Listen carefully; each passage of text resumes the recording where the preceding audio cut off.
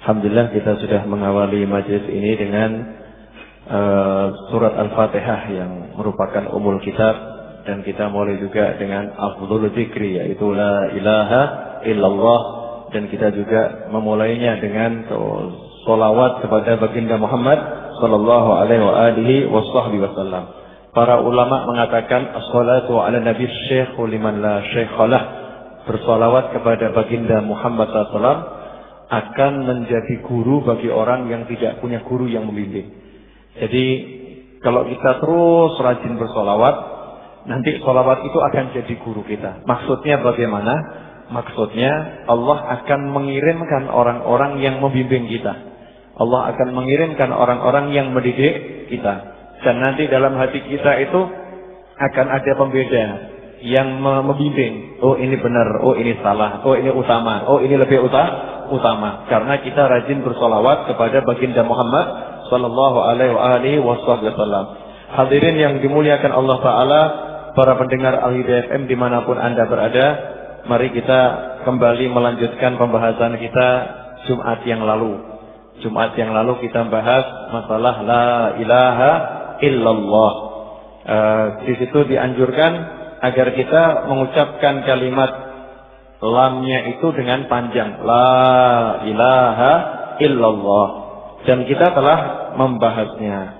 Kemudian saya memberikan tantangan Jumat yang lalu ya, kira-kira bisa selesai tidak 1 bulan 70.000 kali la ilaha illallah. Kalau belum dimulai, yuk kita mulai malam hari ini. Setuju? Malam hari ini kita mulai, sehingga insya Allah 1 bulan bisa selesai 70.000 kali. Terserah nanti 1 hari mau bacanya berapa kali. Ada orang mungkin nanya, Ustaz, kenapa kok dibaca sebanyak itu? Itu sedikit. Itu sedikit. Fadhkurullaha dzikran katsira. Berzikirlah kepada Allah sebanyak-banyaknya. Justru kalau ada orang menganggap 70.000 itu banyak, maka ini imannya kira-kira ya seberapa ya? Saya mau nanya, coba kita kalkulasi kata yang kita hasilkan dalam 1 hari. 1 jam itu dari mulai bangun tidur sampai sekarang, kira-kira ada berapa banyak kita mengucapkan kalimat saya? Ada berapa banyak kira-kira? Bisa dihitung enggak? Banyak sekali kan? Banyak sekali. Tapi coba dihitung, kita mengucapkan lafaz Allahnya banyak atau sedikit? Nggak bisa ngitung. Kenapa? Saking sedikitnya. Ya tidak bisa ngitung. Artinya apa? Kalau kita mengatakan 70.000 itu banyak, berarti kita itu ya memang kualitas imannya masih sangat tipis. Orang-orang yang soleh itu baca 70.000 kali itu dianggap sedikit. Al-Habib Abdullah bin Husain bin Tahir, seorang ulama yang hidup kurang lebih pada tahun 1200-1300 Hijriah. Beliau itu salah satu zikirnya setiap hari la ilaha illallah Muhammadur Rasulullah sallallahu alaihi wasallam 12.000 kali. Ya, 12.000 kali. Salah satu. Itu zikirnya sangat banyak. Bahkan beliau juga pernah punya wirid yang 1 harinya 120.000 kali la ilaha illallah Muhammadur Rasulullah sallallahu alaihi wasallam. Kalau kita berapa kali? Banyak ya? Alhamdulillah kalau udah banyak. Makanya dicirikan ciri orang-orang yang beriman adalah alladzina yadhkurunallaha qiyaman wa qu'udan wa 'ala junubihim. Ciri orang-orang yang beriman itu mereka senantiasa, yaitu orang-orang yang senantiasa berzikir kepada Allah baik dalam keadaan berdiri, duduk maupun berbaring. Ini ciri orang-orang yang beriman. Kemudian ciri orang-orang munafik. Orang munafik itu dikatakan oleh Allah dalam Al-Quran, la yadhkurunallaha illa qalila. Mereka itu orang-orang munafik tidak berzikir, tidak mengingat, tidak menyebut Allah kecuali cuman sedikit. Orang munafik saja nyebut Allah. Orang munafik saja berzikir kepada Allah. Allah mengakui itu. Orang-orang munafik itu ya zikir kepada Allah. Orang-orang munafik itu juga nyebut Allah, tapi sedikit. Nah kalau kita sedikit masuk yang mana nih? Munafik atau mukmin? Ya masuk yang mana kita ini? Makanya mari kita berbanyak untuk mengucap la ilaha illallah. latihan. Hitung-hitung kalau Israel tiba-tiba datang udah siap. Kira-kira kalau malaikat Israel tiba-tiba datang di perapatan udah siap belum? Masa nanti ketemu malaikat Israel lah jalan. Ya, langsung cabut cep. Kira-kira mana tempatnya? Kalau ketemu malaikat Israel tiba-tiba la ilaha illallah, ya langsung masuk ke dalam surga. Itu ada seorang ulama ketika bahas hadis tentang la ilaha illallah, dalam sebuah riwayat dikatakan man kana akhiru kalamih la ilaha illallah dakhala jannah. Barang siapa ucapan terakhirnya la ilaha illallah, dia masuk surga. Ketika ulama tadi menyampaikan ya an Rasulullah SAW annahu qala man kana akhiru kalamihi la ilaha illallah, berhenti, jatuh, meninggal dunia. Muridnya yang melanjutkan dakhalal jannah, masuk ke dalam surga. Jadi sebelum meninggal dunia itu meriwayatkan hadis tentang barang siapa ucapan terakhirnya la ilaha illallah, dia masuk surga. Nah kira-kira nanti ketika kita mau meninggal dunia, seandainya ada yang nuntun, seandainya. Coba kalau nggak ada yang nuntun bagaimana ya? Pas meninggal sendiri, di rumah sendirian, nggak ada teman, malaikat Israel datang. Kira-kira bagaimana? Tanpa ada yang nuntun bisa ngucap nggak? Gini aja kita buktikan ya. Pembuktiannya gampang. Gak usah yang angel-angel, gak usah yang repot. Pernah sakit gigi? Pernah ya? Coba ini analoginya dipakai. Waktu sakit gigi, ada orang ngomong, Bapak coba zikir yang banyak. Ya, zikir ya yang banyak, biar sakit giginya sembuh. Jawabannya apa biasanya? Iki loro. Ini sakit. Ini sakit. Kamu suruh zikir. Ini sakit. Teriak-teriak ini sakit bisa. Tapi menggerakkan lisannya untuk nyebut Allah berat. Betul atau betul? Ya kan? Waktu badan agak nggak enak, kena flu, panas, sumer atau bagaimana ya? Lisan diajak zikir nih ringan atau berat? Berat kan? Diajak sholat tubuhnya berat atau ringan? Ya, zikir aja berat, apalagi bangun untuk sholat berat. Itu baru kena sakit flu atau sakit yang ringan-ringan. Bayangkan kalau malaikat Israel alaihi salam datang, disebutkan dalam hadis, kalau manusia dicabut nyawanya oleh malaikat Israel, itu sakit atau enggak sakit? Sakit. Sakitnya seperti apa? Pernah ngelentek kulit belum? Belum pernah ngelentek kulitnya sendiri. Kalau misalnya kulitnya kena lem Alteco kemudian dikelentek gitu ya. Yang nempel kita kelentek, itu bukan kulit kita loh. Lem yang nempel ke tangan dengan erat atau mungkin pakai salon pas atau apa ya. Ya, solasi atau apa yang lengket sekali. Kemudian kita tarik. Sakit nggak itu? Sakit. Bayangkan kalau itu yang kita tarik kulit kita, sakit nggak kira-kira? Sakit. Nah itu katanya saya juga belum mengalami. Insya Allah jangan dulu, nanti saja ya. Kalau udah aki-aki, udah tua renta, sehat walafiat, husnul khotimah, insya Allah ya. Cita-citanya masih banyak, masih banyak, pengennya masih banyak. Nah, bayangkan itu ada yang mengatakan sakitnya roh itu, jasadnya ketika dicabut, roh itu lengket dengan jasad semenjak umur 4 bulan dalam kandungan. Roh itu lengket dengan jasad sekian lama, tiba-tiba ditarik dengan paksa, dikeluarkan dari jasad. Sakitnya kira-kira seperti apa? Itu kalau ukurannya sama. Kalau ukurannya sama. Disebutkan dalam sebuah riwayat seorang ulama berkata, kalau roh ini dikeluarkan dari jasad kita, terus dituangkan ke alam dunia, bukan alam kubur,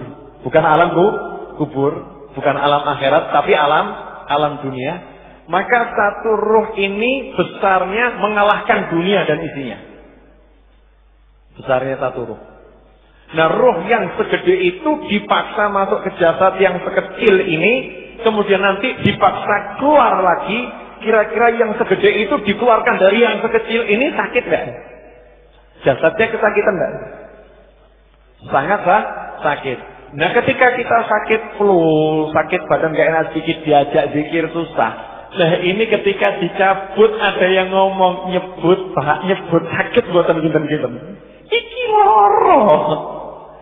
Ya, nyebut Pak, ini sakit, kamu nggak merasakan sakitnya.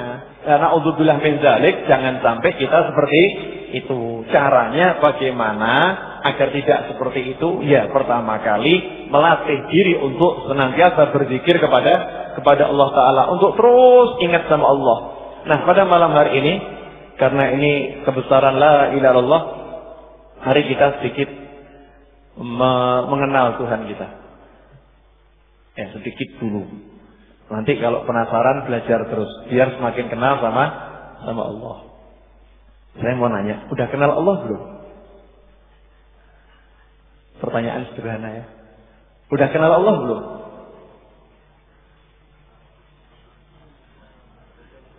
Ya, ini pertanyaan yang jawabannya membingungkan ya. Saya nanya seperti ini, jawabannya bingung nggak?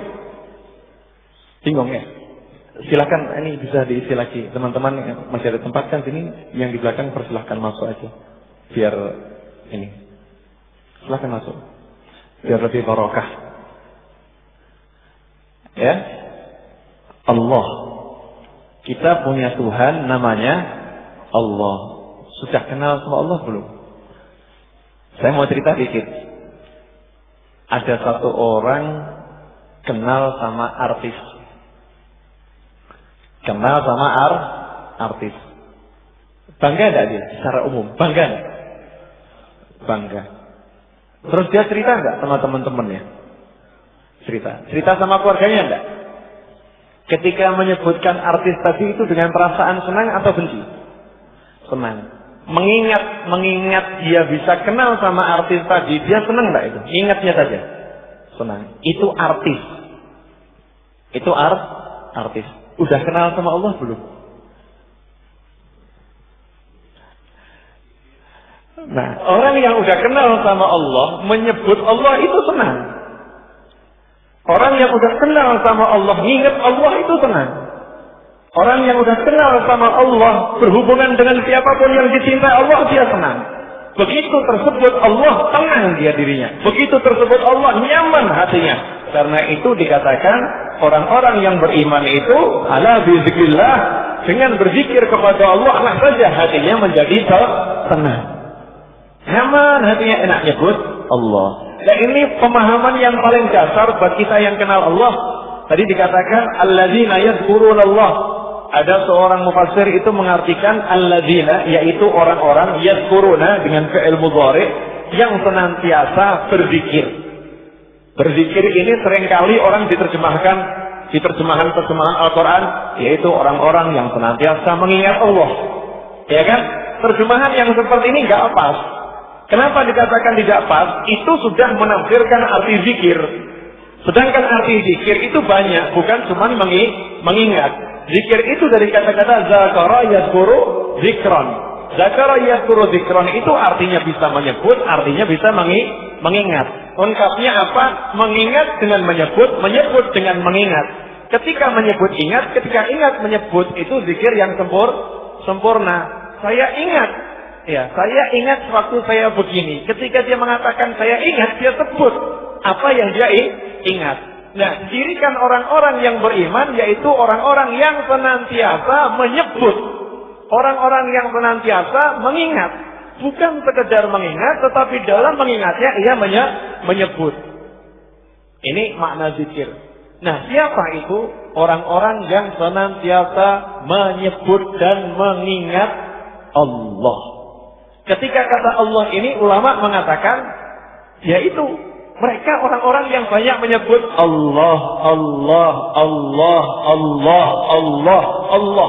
Hidupnya berdiri nyebut Allah, duduknya nyebut Allah, berbaringnya nyebut Allah, hatinya senantiasa menyuarakan Allah, Allah, Allah. Ini ciri orang-orang yang beriman. Bagaimana kita dikatakan beriman, sedangkan Allah saja itu dari hati kita hilang? Coba diingat, mana yang lebih banyak di hati kita? Dialog dengan Allah atau dialog dengan bisnis? Dialog dengan Allah atau dialog dengan yang lain? Saya punya teman dalam kondisi seburuk apapun hatinya selalu dialog sama Allah.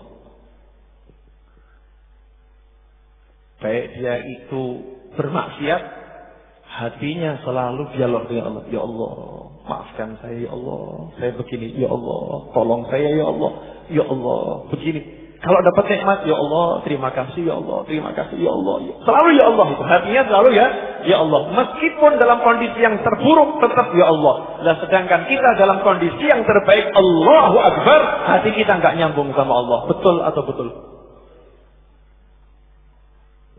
Ini pelajaran dasar nih. Kalau orang silat kuda-kuda nih.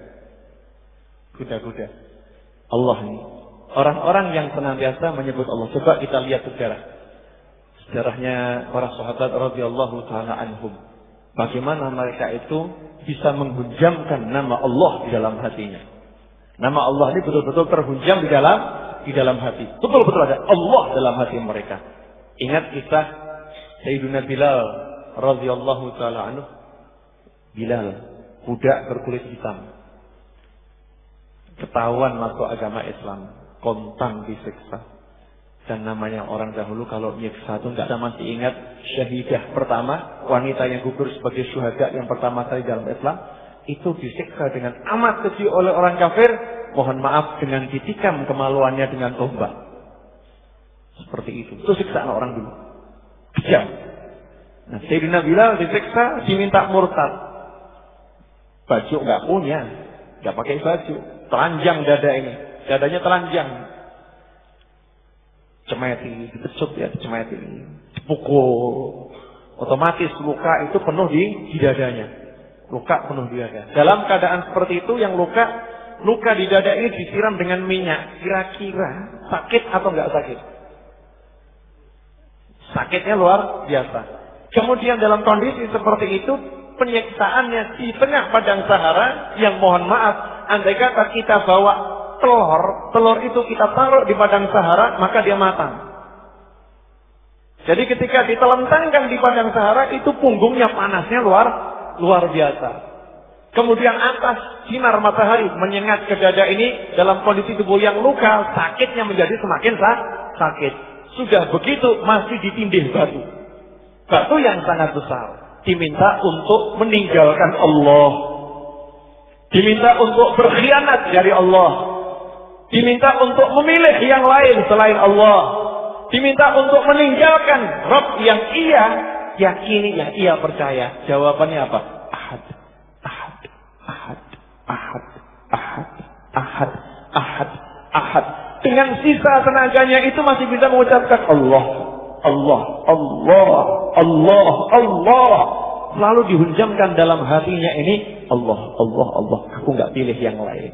Aku cinta sama Allah, aku rindu sama Allah, aku kangen sama Allah, aku pengen Allah, aku gak pengen yang lain. Mati siap. Kenapa? Karena yang dicari adalah Allah. Itu Sayyidina Bilal. Udah bisa gitu? Belum kita? Hah? Coba kita ingat dalam hadis Rasulullah Shallallahu Alaihi Wasallam bersabda, kelak di hari kiamat ada 7 kelompok manusia yang mendapat naungan, di mana di hari itu tiada naungan kecuali naungan dari Allah Ta'ala. 7 kelompok manusia. Salah satunya, rajulun zakarallaha fafadat khalian fafadat ainah. Atau kama qala sallallahu. Seorang yang dia dalam kondisi sendiri, tidak ada orang lain, duduk di malam hari, di siang hari, nggak ada orang lain. Khalian fafadat ainah. Dia berzikir kepada Allah, Allah, Allah, Allah. Fafadat ainah. 2 matanya meneteskan air mata. Sudahkah kita melatih diri kita untuk seperti itu di keheningan malam? Gak usah ngapa-ngapain, cuma duduk Allah, Allah, Allah gitu. Menghayati Allah Ta'ala. Udah gitu belum sampai nangis terus. Kalau udah sering begitu, gak ada orang yang tahu. Busyra lakum, kabar gembira untuk kalian semua. Pasti nanti di akhirat hari kiamat semua kepanasan, kita dapat ruangan khusus VIP. Ini orang-orang yang cuma gara-gara ingat Allah. Ada orang menangis ingat suntuknya, orang menangis ingat segala kesusahannya, orang menangis ingat hutang-hutangnya, dia menangis karena rindu kepada Allah. Dia menangis karena takut kepada Allah. Dia menangis karena pengen ketemu Allah. Manusia yang seperti inilah yang dimuliakan oleh Allah Ta'ala. Gimana? Udah kenal Allah belum nih? Hah? Kok diam semua? Apa masih dalam hawa kenal Allah? Ya, kita belajar kenal Allah ya. Kenalan sama Allah. Betapa nikmatnya. Kita bayangkan saja, bayangkan dulu tuh enak. Kalau udah bisa bayangkan, berarti udah dapat kenikmatan. Ada seorang yang mencintai sesuatu. Seseorang yang mencintai sesuatu itu, kalau dia menyebut sesuatu itu, dia merasakan kenikmatan dengan menyebutnya. Betul nggak? Ya kan? Orang yang cinta bola, ngobrolkan bola, itu enak. Saya kasih contoh yang sederhana. Ada satu orang, dia itu gila bakso. Sangat cinta makan bakso. Cinta makan bakso. Ada sebuah warung bakso baru buka. Dia mampir ke sana makan enak. Dia pulang kira-kira diam atau cerita? Pulang cerita. Kalau mau makan bakso di sana, wah baksonya luar biasa. Yang namanya mericanya, pedasnya itu, wah sedapnya, dapat semua. Setiap ketemu orang makan bakso di sana, saya mau nanya, dibayar enggak sama yang punya warung bakso? Enggak. Enggak dibayar kan? Kenapa dia mau promosi? Karena dia cinta sama bakso. Cinta sama bakso bisa membuat dia mempromosikan warung baksonya orang lain dan ngomong kepada semua orang. Orang yang cinta pada sesuatu, ngomongkan saja itu dapat kenikmatan. Kenapa dia mau tidak dibayar? Karena dengan ngomong itu saja dia sudah mendapatkan kenikmatan. Coba bayangkan orang yang jatuh cinta kepada Allah. Kira-kira nyebut Allah nikmat gak? Gak butuh yang lain dia. La ilaha illallah, la ilaha illallah, la ilaha illallah, la ilaha illallah, la ilaha illallah. Terus dia ucapkan itu dengan senang, dengan enak, dengan kangen, dengan rindu. Nah, pernah enggak kita ngucap itu bukan karena pengen surga, bukan karena takut neraka, bukan karena pengen pahala, cuma karena pengen Allah Ta'ala. Pernah enggak gitu? Pengen Allah itu kalau udah masuk ke sana, enggak bakal kuat itu. Jantung itu kayak gedor-gedor ya. Dada itu akan menjadi sesak. Karena apa? Karena akan merasakan kedekatan dengan Allah Ta'ala. Yang Allah nyatakan, aku lebih dekat dari urat leher mereka. Lebih dekat sekali. Allah itu kalau kita panggil, ya, hambaku datang kepadaku dengan berjalan, aku mendatanginya dengan berlari. Kita nyebut Allah, maka Allah mengatakan, labbaik abdi. Hambaku, ada apa? Aku penuhi panggilanmu. Allah katakan dalam Al-Quran, Udu'uni astajib lakum. Panggil aku penuhi panggilan kalian. Walillahil asma'ul husna. Allah punya nama-nama yang baik, maka panggil Allah dengan asma'ul husna tersebut. Dan awal dari asma'ul husna adalah Huwallah. Dia adalah Allah. Sampai di sini bisa dipahami? Bisa atau bisa nih? Hah?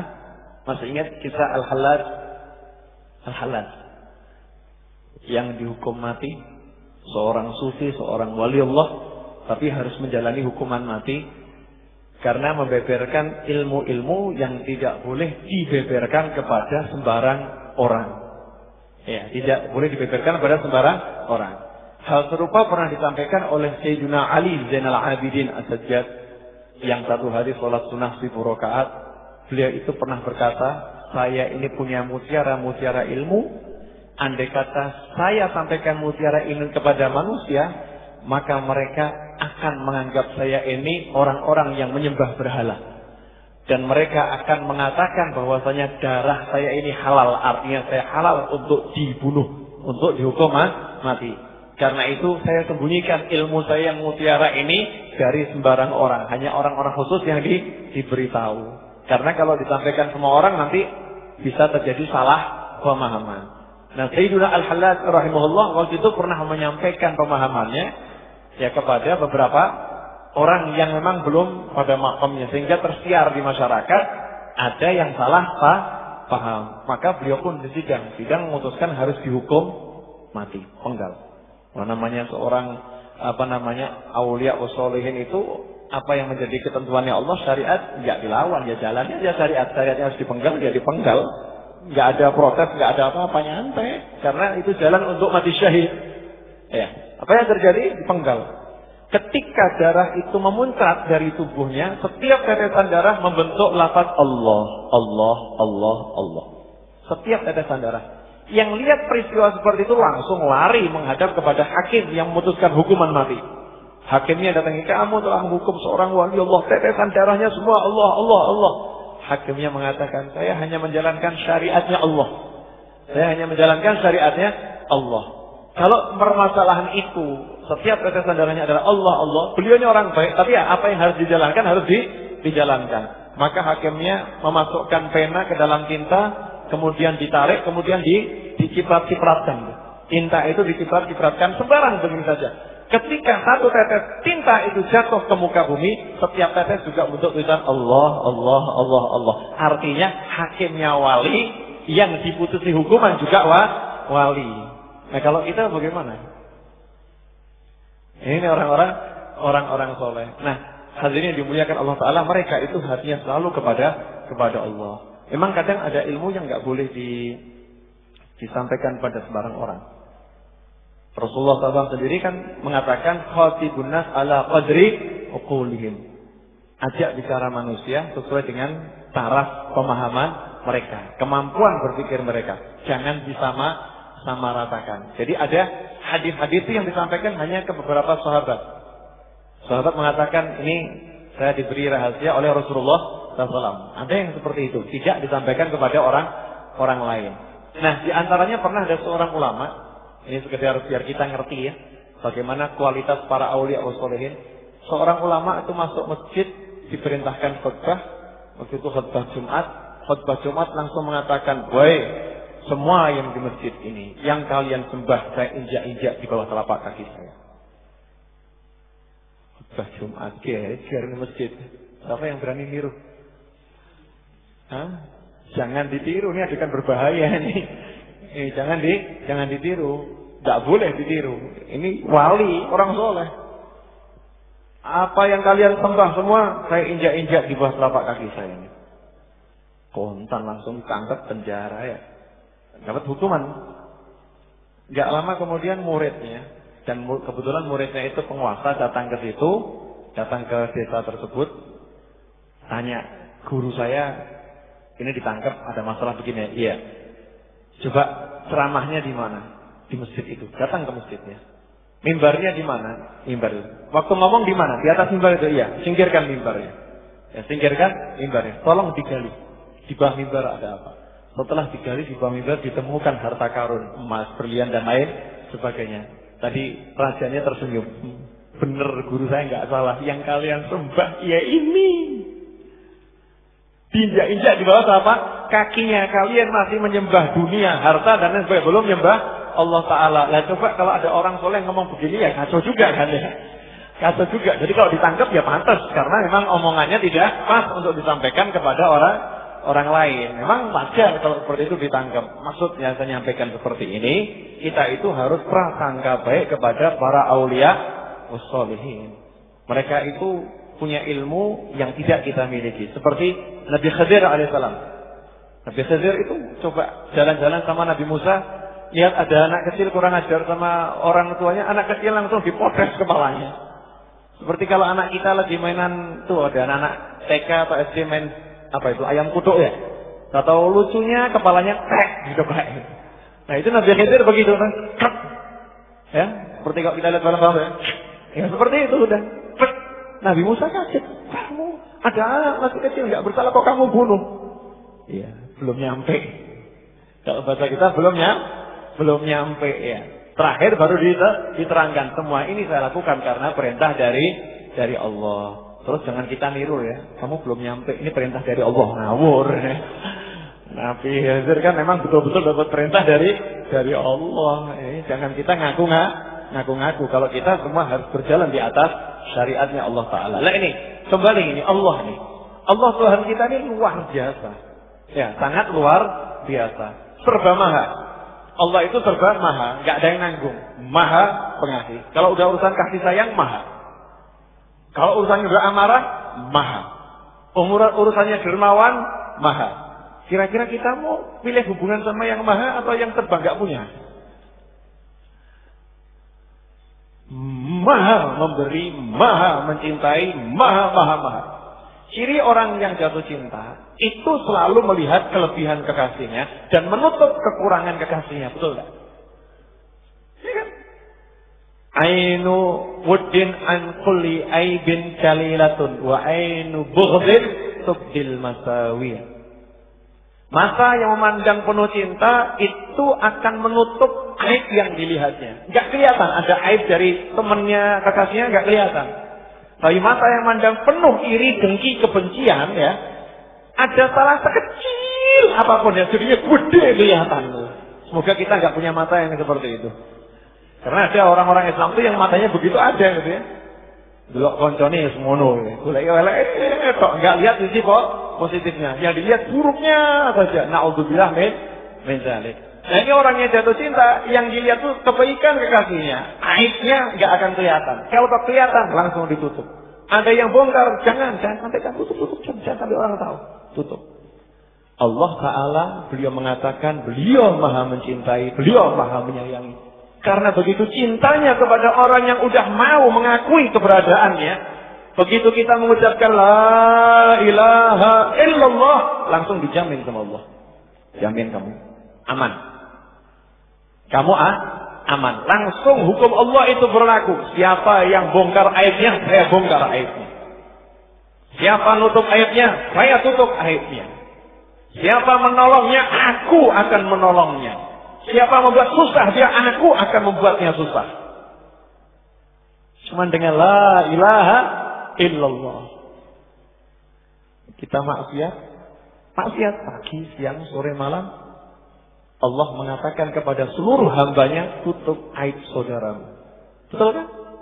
Tutup aib saudaramu. Dan Allah menyatakan dirinya huwa sattarul uyub. Allah itu yang maha menutup aib. Aib hamba-hamba Allah ditutup. Sehingga dalam sebuah hadis disebutkan Nabi Muhammad SAW itu ditunjukkan oleh Allah Ta'ala bagaimana nanti di hari akhir umat-umat Nabi itu perhitungan amalnya diserahkan malaikat. Perhitungan amalnya diserahkan malaikat sehingga keburukan-keburukan mereka itu terbongkar di hadapan khalayak ramai. Ketika lihat seperti itu, Rasulullah SAW angkat tangan doa, ya Allah tolong urusan perhitungan amal umatku biar aku sendiri yang nangani ya Allah. Sehingga tidak ada satupun yang tahu. Hanya aku dan hambamu itu satu aja. Maka Allah mengatakan tidak. Tidak akan aku serahkan kepadamu perhitungan amal umatmu. Perhitungan amal mereka aku langsung sendiri yang memperhitungkannya. Agar engkau pun tidak tahu keburukannya. Dari sayangnya Allah ini kepada hamba-hambanya, khususnya umat Nabi Muhammad SAW, sampai Rasulullah aja nggak boleh tahu keburukannya, agar Rasul juga tidak malu. Ditutup sama Allah Ta'ala. Huwas sattar. Allah maha penutup. Nah, kita berhubungan dengan Allah yang seperti ini kira-kira bagaimana? Semakin cinta nggak kira-kira? Jadi Allah itu mencintai kita sebelum kita cinta kepada Allah, kan luar biasa. Ini jelas-jelas kita maksiat, kita berbuat salah, tapi karena Allah mencintai kita, ditutup kesalahan kita. Bahkan diperintahkan semua tutup kesalahannya. Yang nekat bongkar, Allah ancam, saya bongkar kamu. Karena Allah cinta kepada hambanya tersebut. Nah, kita punya Allah yang seperti ini, senang nggak ini? Senang. Udah saya nyebut namanya. 70.000 kali, banyak atau sedikit? Ujung-ujungnya ke situ ya. Maksudnya tuh giring macam-macam itu cuma buat ini 70.000 kali itu banyak atau sedikit? Jadinya kan cuma sedikit, 70.000 kali. Ya kita buktikan saja. Ya, saya pinjam tasbih. Ya, Bismillah. Coba ya, kita bersama-sama baca la ilaha illallah 100 kali saja, nggak usah banyak. Yang di rumah pendengar silakan diikuti, yang di monitor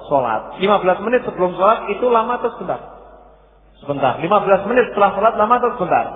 Sebentar. Kalau kita mau ngatur seperti ini, ya 1 hari 5.000, maka insya Allah berapa hari selesai?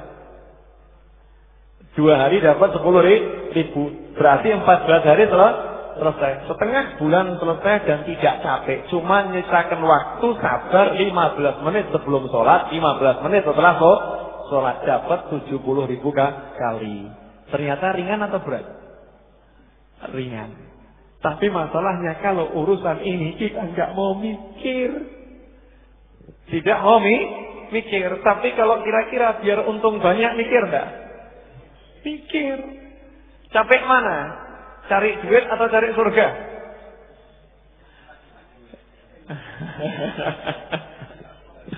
Artinya kalau mau kita cari keuntungan dunia itu kan lebih berat.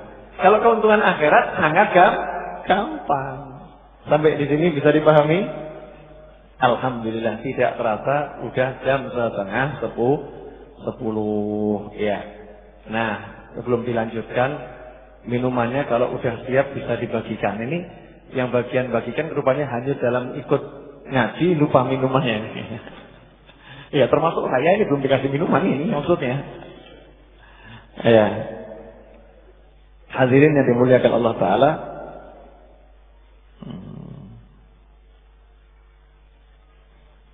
Jadi begitu ya tentang kalimat la ilaha illallah. Sekarang ini sebelum kita buka line tanya jawab dari rumah. Malam hari ini saya pengen banyak tanya jawab ya. Malam hari ini sebelum dibuka sambil jeda istirahat sebentar, saya minta qasidah tapi nggak pakai rebana ya. Ya qasidah nggak pakai rebana. Udah malam nanti mengganggu tetangga. Qasidah aja biasa, tidak usah pakai rebana. Jadi ketika kur nanti bersama. Bisa dipahami Mas Agung? Ada Mas Agung? Ya Mas Agung silahkan.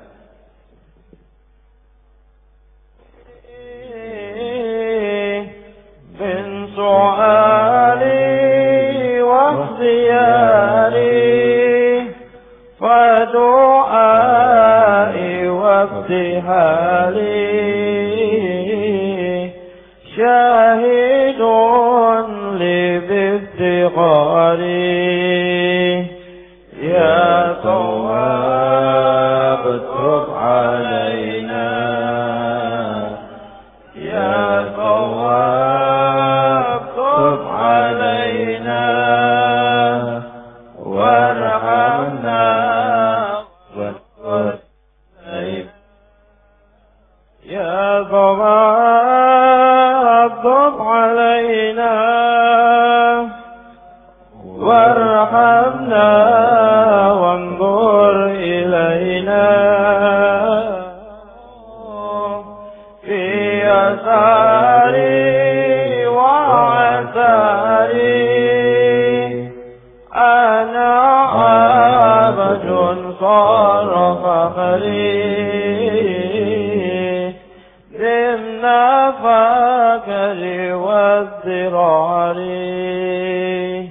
يا تواب تب علينا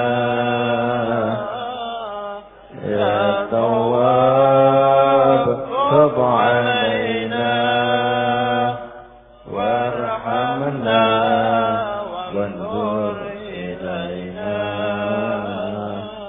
وارحمنا وانظر إلينا يا إلهي ومليكي أنت تعلم كيف حالي وبما قد حل قلبي من هموم وازدحال يا تواب تب علينا يا تواب تب علينا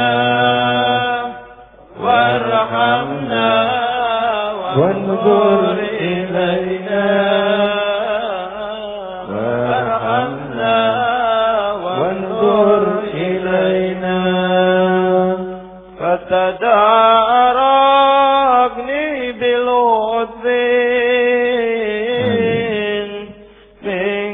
يا مولى الموالي يا كريم الوجه غزني قبل أن يفنى الزبار يا طواب طب علينا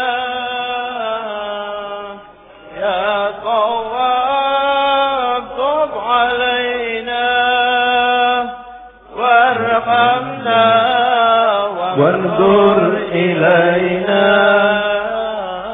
وارحمنا وانظر إلينا يا سريع الغوث غوثا منك يدركني شريعا جازم العسر ويهدي بالذي أرجو جميعا يا تواب تب علينا يا تواب تب علينا وارحمنا وانظر إلينا وارحمنا وانظر إلينا قد كفاني علم ربي من سؤالي واختياري فدعائي وابتحالي شاهد لي بافتخاري يا تواب تب علينا يا تواب تب علينا وارحمنا وانظر إلينا وارحمنا وانظر إلينا. Allahumma sholli wa sallim alaihi. Mas Sidik dari Al-Hidayah FM bisa bantu saya untuk memandu tanya jawab dari pendengar di rumah nanti. Silakan Mas Sidik untuk maju ke depan sambil bawa apa yang bisa dibawa. Insyaallah. Hadirin yang dimuliakan Allah Ta'ala, mari kita lanjutkan.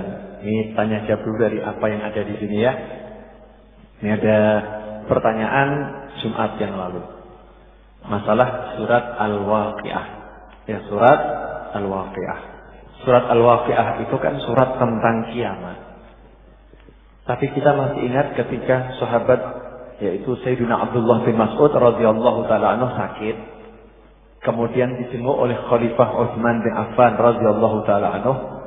Saat itu mau dipanggilkan dokter, dia mengatakan yang memberi saya sakit ini dokter. Maksudnya dokter itu adalah Allah Ta'ala. Kemudian gimana nanti anak-anak kamu, apa tidak perlu dikasih ini, kasih itu? Maka beliau menjawab, tidak perlu, karena saya udah memberi anak saya sesuatu yang lebih baik dari semua itu, yaitu anak saya udah saya beri surat Al-Waqi'ah. Mereka semua perempuan agar membaca surat Al-Waqi'ah. Karena Rasul pernah mengatakan, barang siapa baca surat Al-Waqi'ah di malam hari, dia tidak akan mengalami kefakiran. Ya, tidak akan mengalami kefakiran sama sekali sepanjang hidupnya. Nah, terus dibahas ini, kenapa baca surat Al-Waqi'ah kok bisa menghindarkan dari kefakiran? Ya, padahal surat Al-Waqi'ah itu surat tentang kiamat. Hubungannya apa? Kita ambil hikmahnya saja. Kalau tanya kenapa, tentunya yang punya apa ya, kemampuan untuk menjawabnya hanyalah Nabi Muhammad Sallallahu Alaihi Wasallam. Karena hanya beliau yang tahu alasan pastinya kenapa. Tapi para ulama sebagai pewaris para nabi, para ulama itu diberi warisan jawaban ya. Kalau ada persoalan, jawabannya ini dengan menggali apa yang ada di Al-Quran maupun ada di hadis Nabi Muhammad Sallallahu Alaihi Wasallam. Para ulama mengatakan surat Al-Waqiah itu akan menghindarkan kefakiran karena diantaranya kandungan surat Al-Waqiah itu sendiri. Jadi surat Al-Waqiah itu kalau kita baca dari awal sampai akhir benar-benar dibaca. Ya, benar-benar dibaca. Maka hati kita itu akan yakin luar biasa bahwasanya yang memberi rezeki itu hanya Allah. Yang memberi rezeki itu hanya Allah. Sebagai contoh ya, coba kita baca surat Al-Waqiah ayat yang ke-62 ya, dan ke bawah saya baca terjemahannya, coba direnungkan. Dan sesungguhnya kalian telah mengetahui penciptaan yang pertama, maka mengapakah kalian tidak mengambil pelajaran untuk penciptaan yang kedua? Kita ini dulu kan dari tidak ada, dari air mani jadi manusia. Nanti kalau kemudian dihancurkan, ya dihidupkan kembali ya, tulang belulang disatukan kembali. Masa tidak percaya? Wong sebelumnya dari tidak ada itu bisa, apalagi sudah ada. Nah, kemudian coba lanjutannya. Maka terangkanlah kepadaku tentang yang kalian tanam. Ya, tentang yang kalian tanam. Tanaman-tanaman, pohon-pohon, kemudian sawah itu ya, padi, buah-buahan dan lain sebagainya. Apa yang kalian tanam? Kaliankah yang menumbuhkannya ataukah kami yang menumbuhkannya? Tanya sama petani, ini paling ngerti. Petani untuk numbuhkan tanaman, cuma nanggur benih kan ya, selebihnya itu Allah. Paham maksudnya? Cuma nanggur benih, selebihnya Allah. Suruh perhatikan itu. Kalian yang menanam atau kami yang menanam, kata Allah. Kalian yang menumbuhkannya atau kami yang menumbuhkannya. Kalau kami kehendaki benar-benar kami jadikan dia kering dan hancur, maka jadilah kamu heran tercengang. Kalau Allah mau, kita itu kasih pupuk seperti apapun, yang nggak tumbuh. Kering hancur ya kering hancur. Kalau Allah mau, semua itu terserah kehendak Allah. Cukup ini saja. Ini seperti air yang kalian minum dan lain sebagainya. Cukup ini saja, coba direnungkan. Buat orang-orang yang betul merenungkan ayat-ayat ini, maka dalam hatinya akan tumbuh keyakinan, maka rezeki yang saya peroleh itu murni karunia Allah. Dari situ akan timbul semangat optimis. Ya, semangat optimis. Yang ngasih rezeki hanyalah Allah. Kalau udah begitu, maka dia hanya akan bermuamalah kepada Allah. Apalagi di ayat-ayat sebelumnya diceritakan dunia ini akan hancur, nanti akan ada golongan kanan, akan golongan kiri. Golongan kanan itu nanti akan masuk surga, surganya begini dan lain sebagainya. Diajak oleh Allah Ta'ala, gak usah ngurusi dunia, urus ke akhirat, dunia beres. Ya, jangan pikirannya dunia saja, jangan pikirkan akhirat, dunia kamu beres. Udah dibuktikan kamu cuma nanam benih, maka selebihnya Allah yang menumbuhkannya. Selebihnya Allah yang menumbuhkannya. Kalau udah punya keyakinan yang kuat seperti itu, ya otomatis dia kerja apapun jadinya enak. Orang kerja itu yang dibutuhkan apa? Semangat. Tanya sama orang-orang betul-betul kerja ya, pekerja betul-betul bekerja. Semangat itu bukan karena kelihatannya angkat beratnya, itu bukan. Semangat itu letaknya di hati. Semangatnya itu loh. Nah, contoh orang yang gagal dalam bekerja begini. Ada satu proyek maju tender. Iya. Maju tender. Ternyata ketika dia berangkat mobilnya mogok. Ya, mobilnya mogok. Akhirnya nggak bisa sampai tempat tujuan tepat waktu, pengajuan tender, pertemuan udah usai. Hancur hatinya nggak? Hancur. Ini termasuk orang yang udah gagal. Sudah gagal. Kalau orang yang betul-betul paham surat Al-Waqiah, belum rezeki saya, masih banyak rezeki saya yang lain. Masih banyak rezeki saya yang lain. Ini belum rezeki saya. Kalau mungkin kepegang saya, jadinya tidak baik buat saya. Mikirnya selalu begitu. Dan ini remeh, ini cuma dunia, bukan sesuatu yang besar. Yang besar kalau sampai saya ke masjid, sholat jamaah udah bubar, itu yang besar. Tender 1M sama sholat jamaah di masjid buat kita besar mana?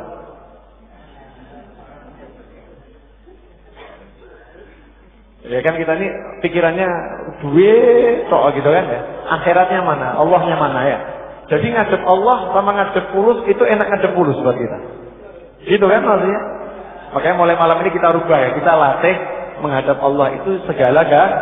Kita latih. Nah, dari surat Al-Waqiah ini, orang yang betul-betul dia itu, ya, dia yakin bahwasanya Allah yang menumbuhkan, Allah yang ini, maka hatinya akan terus kontak sama Allah. Apapun pekerjaannya, dia akan minta, ya Allah, Engkau yang bisa menumbuhkannya, ya Allah, Engkau yang bisa mengakhirinya, ya Allah, Engkau bisa menjadikan suksesnya. Hatinya selalu ke sana sehingga timbul pasrah yang tinggi. Tawakal, akan muncul tawakal dalam hatinya. Kalau udah muncul tawakal, beres. Nah, tawakal ini jangan disalahartikan. Tawakal itu bukan pasrah tanpa usaha. Yang namanya tawakal itu usaha nggak berhenti, hati memasrahkan semua hasil kepada Allah. Itu artinya pasrah. Pasrah itu bukan diam, pasrah itu bukan menyerah tanpa usaha. Yang namanya pasrah, usaha tetap jalan, tapi hati memasrahkan hasil kepada Allah. Hasilnya apapun ya Allah, terserah Engkau. Saya mintanya begini, hasilnya apapun terserah Engkau. Itu namanya tawakal. Dan tawakal itu kata para ulama, dari langkah awal sampai langkah akhir tidak pernah berpisah dari kita. Contoh, kita mau keluar dari rumah, doanya apa? Bismillahirrahmanirrahim. 'alallah, la haula wala quwwata illa billah. Dari awal mau keluar rumah udah suruh tawakal. Saya mau keluar rumah, ya Allah, saya tawakal kepadamu ya Rabbi. Mintanya selamat, kalau enggak selamat ya udah tawakal gitu. Hasilnya apa terserah Allah. Cuman kemudian usaha naik motor jangan 130. Tawakal ya Allah 130 naik motor, kepleset gundung ya remuk. Ya, semua pakai usaha. Yakinlah tawakal. Kata Rasulullah SAW, kamu ikat unta kamu baru tawakal. Masuk masjid, motor jangan diparkir, nggak dikunci. Jangan kemudian diparkir begitu saja, nggak titip sama orang yang paham, orang yang bisa menjaga. Kalau digeletakkan begitu saja, diambil orang, jangan salahkan yang ngambil, sing salah, sing majang. Ya, kemudian mengatakan saya tawakal. Ya saya tawakal. Saya mau ngadep sama Allah, nggak mungkin nggak diurusi sama Allah gitu ya. Bukan begitu. Namanya ngadep Allah, tawakal ya urusan syariat dijalankan, motor ya dikunci. Kalau udah motor dikunci, udah dititipkan, kemudian hilang tawakal sama Allah, artinya hasilnya begini pasti itu baik. Itu namanya tawakal. Ada prasangka baik terus kepada Allah Taala. Ini sehubungan sedikit dari kenapa surat Waqiah itu kok dianjurkan dibaca setiap hari dan kaitannya dengan masalah rezeki, agar kita memandang dunia ini kecil, akhirat yang besar. Orang yang udah bisa memandang dunia kecil, akhirat yang besar, maka dunianya akan menjadi besar. Dunianya akan menjadi besar. Kenapa? Sebesar apapun sama dia nggak dipandang. Ya, sebesar apapun sama dia tidak dipandang. Ya, repotnya kita itu dunia yang kecil udah kita pandang besar. Sekecil apapun kita pandang besar, sehingga sekecil apapun yang hilang menjadi berat. Hidupnya susah atau enak? Sandal hilang, stres. Betul kan? Satu kampung ngerti, bulur tahu semua. Cuman gara-gara sandal hilang di masjid. Karena apa? Karena kita mandang itu besar. Tapi coba lihat seorang sahabat yang memandang semuanya kecil. Anaknya meninggal dunia itu, Pak, kalau kamu punya barang dipinjam tetangga, terus ketika sudah berapa hari kamu minta kembali, tetangga kamu marah-marah, kira-kira bagaimana? Oh, itu tetangga nggak bener, sudah dipinjemin masih diminta kok marah-marah. Ya udah, kemarin anak kita yang pinjaman dari Allah diminta kembali sama Allah. Nyantai gitu. Ini orang-orang yang udah betul-betul dunia itu kecil dan tidak ada arti di dalam pandangannya. Kalau kita masih bagaimana? Full dunia atau udah nggak peduli sama dunia? Masih boleh. Alhamdulillah ngaku. Allah suka sama orang yang jujur ya. Alhamdulillah ngaku. Yang repot udah dirinya full dunia, ijik ngakunya enggak ya. Berarti tidak. Selanjutnya, Mas Sidik, tolong diumumkan nomor berapa kira-kira yang untuk pendengar di rumah yang mau SMS atau pemirsa yang mau SMS bisa di nomor berapa? Silakan Mas Siti. Silakan diminum ya, yang dapat minumnya. Bismillahirrahmanirrahim. Assalamualaikum warahmatullahi wabarakatuh. Waalaikumsalam warahmatullahi wabarakatuh. Para pendengar di rumah dan juga pemirsa di rumah, buat yang ingin bergabung di majelis malam ini bisa bergabung di nomor SMS-nya 083 865 430 7-nya 3 kali. Saya ulangi